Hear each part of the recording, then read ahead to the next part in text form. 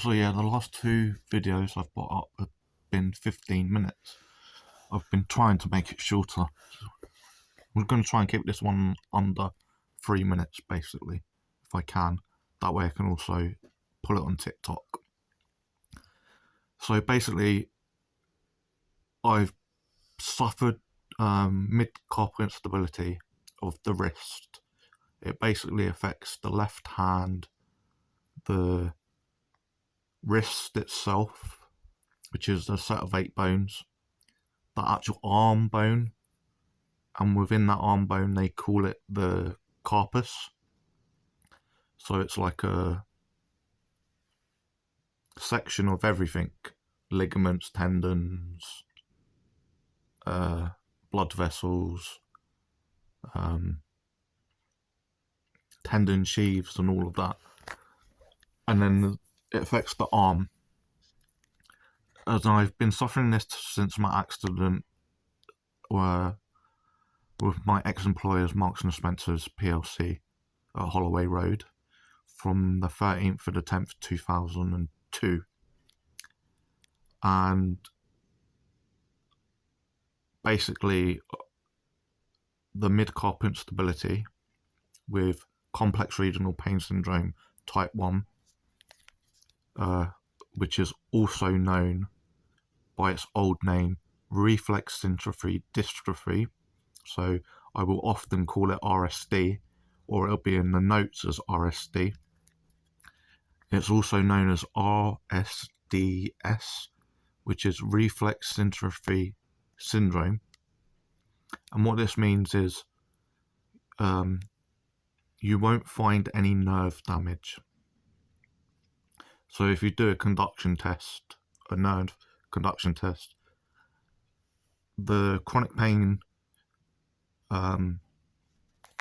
basically comes from a soft tissue injury, or a sprain, a strain, or a fracture, or some people have a rare heart problem or condition. That's complex regional pain syndrome type 1. Sometimes it can come from a surgery, yet it will always have no form of nerve damage. So basically, if you were to have an accident now, your body sends out bruising, swelling, and nerve signals between the spinal cord and the brain. And then it heals. What happens here is it doesn't turn it off. And lots of people don't understand complex regional pain syndrome type 1, especially GPs that have not seen you in 3 years. It's not like that my main Goldington GP went out of his way to understand complex regional pain syndrome type 1 or mid-carpal instability. And the practice didn't go out of its way to understand mid-carpal instability and my concerns about it, and why I needed to see 4 overlapping services or departments in one place. And it's been made very hard because of MSK Circle. So Goldington told me twice, my main GP, that Bedford Clinical Commissioning Group is bankrupt, and then it's teamed up with Luton Commissioning Group, and then Milton Keynes Clinical Commissioning Group. And MSK Circle, I've done my research, so it won some kind of award contract in 2015 that would take effect in 2016, roughly as I was leaving London. Their job was to take responsibility for all referrals of outpatients and all funding, all approvals within occupational health, physiotherapy, pain management, and orthopedics. The GP and the patient do not get to choose where you go anymore, or even if you'll be seen. An MSK Circle in Bedford is the only other part of it that runs is in Greenwich, London. I don't know what they were brought in for, but in Bedford They're brought in for the hospitals in Bedford, or the GP surgeries go, we'll send a request, and MSK Circle go, we'll take the responsibility of contacting the patient with a yes or a no, it's not happening. That way the GP surgeries in the hospital doesn't get blamed like they used to before I moved to Bedford. And for me anyway, I've lived here 7 years, and so although I can't include the whole 7 years where I ended up on the safe treatment scheme between 2016 to 2017, and then there were major problems with Luton, Dunstable, worst pain specialist clinic ever seen, didn't want to deal with the complaint. I was unable to push it to the Parliamentary Health Ombudsman, and although I'd had hoped to, mentally I couldn't do it, and the deadline was sometime in 2020. So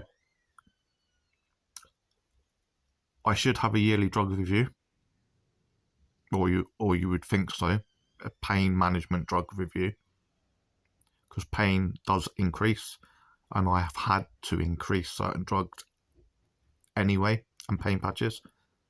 Now, when you're left without a GP for 3 years, and you don't have a yearly pain management drug review, it means you're left with going outside of the norm. And so what happened in the pandemic is I used pharmacy2u.co.uk, and I only had to go back to a local pharmacy in November, December 2022 because of the Royal Mail strikes. And then with the problems of Goldington, January and February, I also had to stick with the local pharmacy. But overall, between 2017, September-ish, stroke October 2017, to basically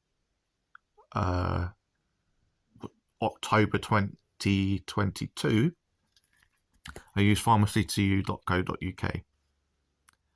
And because they deliver by post, what happened in the pandemic was a lot of people in Royal Mail and Parcel Force and Pharmacy2u, and the people that deliver medication to Pharmacy2u, were obviously taking time off, testing positive for COVID. And so their new policy became that you had to order medications 7 to 10 days in advance every month. Sometime in 2020 this began, instead of 3 days or 4 days. So this, between somewhere mid-2020 to possibly October 2022, maybe September 2022, I was having to order my medications 7 to 10 days early. So this gave me some extra pain patches. Gave me a surplus of pain patches. Then what would happen is I've asked for extra pain patches in the past as well, because I've been on them since 2009. Now, they don't always stick. And even when you put surgical tape on them, and sometimes you wrap it around your chest or your arm. And so over the years, I've had to bin a few. And because you only get 4 in a pack, and that's meant to last you a month, I asked for extra as well. So in July 2022, after several failed emails and attempts and text messages, and several failed East London Foundation Trust suggestions or requests dates that I was seen face to face in a GP appointment or sent directly to MSK Circle or sent directly to MSK Circle via Addenbrooke's for a pain management drug review. The pain has been increasing, and then I can explain why. I said, look, I'm going to use 2 7-day pain patches. So I've been on 15 micrograms per hour since 2017 to July 2022. I said I am now going to go from 15 micrograms per hour to 30 micrograms per hour by using 2 pain patches, 2 15 pain 7-day patches. Not only had I observed and interacted and seen other pain patients have 30 micrograms per hour using a 20 micrograms per hour patch and a 10 micrograms per hour patch, I also knew that 5 extra micrograms per hour wouldn't be enough. And the next new brand of pain patch, I do not want fentanyl. That starts at 37.7 micrograms per hour and comes in 3, 4, or 7-day pain patches. The combination I made is 7.7 micrograms per hour less. So between July 2022 to up to January 2023, I wore 2 15 micrograms per hour 7-day pain patches. That made 30 micrograms per hour 7-day pain patches. I didn't have any kidney pain or liver pain. I didn't have any need to want to increase further than that. And so I was left basically without any pain management increase via the GP or pain management, because we do not have yearly reviews, for me at least, which is the most ridiculous thing. The yearly reviews, in my case, although I've been here 7 years, would have started at the MSK Circle level. I should have had 5 between 2018 to 2023, which means I don't make the pain patch decision on my own, or the drug decision on my own, and it gets approved and accepted, and the blessing of the pain specialist who explains to the GP why I'm having an increase.